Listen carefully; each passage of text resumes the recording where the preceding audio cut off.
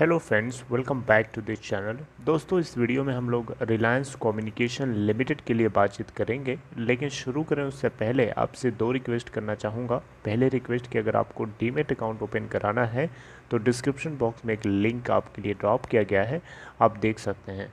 दूसरी रिक्वेस्ट ये रहेगी आपसे कि अगर आप इस चैनल को फाइनेंस मार्केट को फर्स्ट टाइम देख रहे हैं तो सब्सक्राइब कर लीजिएगा और बेल आइकन को ज़रूर से हिट करिएगा ताकि आपको वीडियोस की नोटिफिकेशन पहुंचती रहे और आप सबसे पहले देख पाएंगे। रिलायंस कम्युनिकेशन लिमिटेड कल यानी 1 जुलाई 2021 को उम्मीद तो थी कि इसके अंदर अपर सर्किट लग जाएगा, लेकिन ऐसा हुआ नहीं। देखिए, एनएससी के ऊपर 1,84,91,584 शेयर्स ट्रेड किए गए और बीएससी के ऊपर अगर आप देखें तो यहाँ पे 10,88,797 शेयर्स ट्रेड किए गए। एनएससी बीएससी के ऊपर का अगर आप प्राइस मोमेंटम देखें तो 3.90 के ऊपर था, जो कि इसका लोअर सर्किट था, वहाँ से ऊपर नहीं गया, वहीं बंद भी हुआ। लगभग 4.88% का लोअर सर्किट यानी 20 पैसे की गिरावट। बीएससी के ऊपर अगर आप देखें तो इस कंपनी की मार्केट कैप है 1078.56 करोड़ रुपए। एनएससी के ऊपर 3.80 का लोअर सर्किट लगा था, वहां से 5 पैसे ऊपर जाता है लेकिन फिर गिर करके वहीं बंद होता है। 3.80% का लोअर सर्किट यहाँ पे भी लगा है। अगर हम देखें तो यहाँ मार्केट कैप है 1050 करोड़ रुपए। एक चौंका देने वाली बात यह है दोस्तों कि आपको मैं एनएससी और बीएससी दोनों का डिलीवरी डेटा कंबाइंड बताना चाहता हूं। देखिए, 1 जुलाई 2021 को दोनों का एनएससी और बीएससी दोनों प्लेटफॉर्म को यूज़ करके अगर हम देखें तो 1 tens 100,000 10,000 lakh 10 lakh crore 1,95,80,400 shares trade किए गए, जहां पे 1,36,22,600 शेयर्स की डिलीवरी उठा ली गई, यानी 69.6% इसकी परसेंटेज ऑफ डिलीवरी है। तो आप यहां से देख सकते हो फॉल इन प्राइस के साथ साथ में डिलीवरी में जंप कितना ज़्यादा है। आप देखें तो लास्ट के कई दिनों में आपको इतनी डिलीवरी नहीं दिखाई देगी। हाँ, 22 जून 2021 को 72.8% और उससे पहले 21 जून को 77.2% की डिलीवरी हमें दिखी थी। इसके पहले 15 जून को 99.8% की डिलीवरी थी। उसके बाद ये देख सकते हैं अब जाकर के 69.6% की डिलीवरी उठाई गई है। तो इससे तो ये लगता है कि इसके अंदर अपर सर्किट लगना तो चाहिए, लेकिन ऐसा हो नहीं रहा है, क्योंकि इसके पीछे कारण ये भी है ना कि आपको आज 2 जुलाई है, 5 जुलाई को इसकी हियरिंग है एनसीएलटी में, है ना।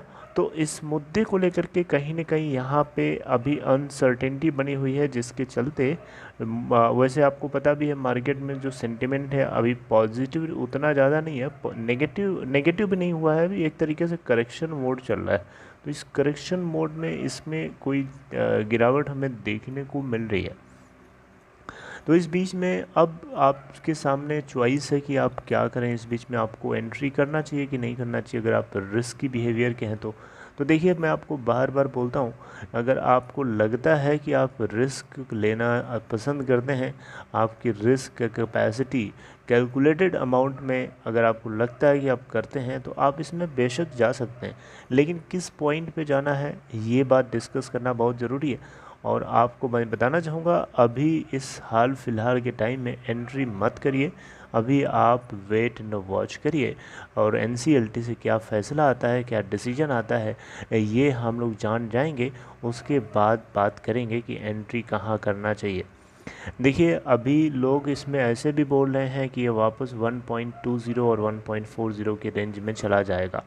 तो देखिए, उनकी बात को मैं गलत नहीं बोल सकता, क्योंकि उनकी बात कहीं न कहीं सही साबित हो सकती है अगर सब कुछ जैसा लोगों ने उम्मीद किया वैसे ना हो तो।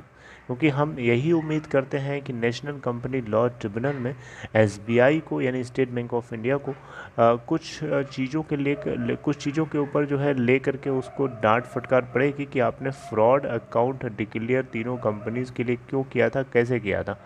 राइट। और इस बीच में जियो, रिलायंस जियो यानी जियो इन्फोकॉम लिमिटेड का जो स्टेटस है, स्टैंड पॉइंट है, वो भी कहीं ना कहीं रिलायंस कम्युनिकेशन लिमिटेड के हैंड को, पक्ष को मजबूत तो करेगा ही करेगा। लेकिन इस बीच में क्या डेवलपमेंट होता है, क्या आगे होना है, क्या आर इंफ्राटेल की एसेट्स को, फाइबर एसेट्स को और केबल को रिलायंस जियो जो है लेगा। देखिए एनसीएलटी ने अप्रूवल तो दे दिया था इस चीज़ को लेकर के, लेकिन उससे जुड़ी हुई आगे क्या प्रोसीडिंग्स होनी है वो चीज़ हम लोगों को क्लियर होगी। और जो दो कंपनीज के ऊपर फ्रॉड का टैग लगाया गया था वो भी क्लियर होगा, राइट। अब बात करते हैं कि इसके अंदर जो प्राइस जंप देखने को मिली थी वो प्राइस चढ़ाया गया था या अपने आप चढ़ गया था। दोनों दिमाग में क्वेश्चन आते हैं। देखिए चढ़ाया गया था कि चढ़ गया था, ये चीज़ अगर आप पूछेंगे तो चढ़ गया था ये 1 दिन 2 दिन चलता है। मेरी बात समझ रहे हैं, चढ़ गया था ये 1 दिन 2 दिन चलता है। कंटिन्यूअस 21 ट्रेडिंग सेशन तक लगातार ये चढ़ गया, ये बोलना सही नहीं होगा, इसको चढ़ाया गया है। और चढ़ाने के लिए 1-2 लोगों की बस की बात नहीं है, बल्कि ये बहुत ही ग्रुप ऑफ ऑपरेटर्स हैं जो अलग अलग लेवल से काम करते हैं।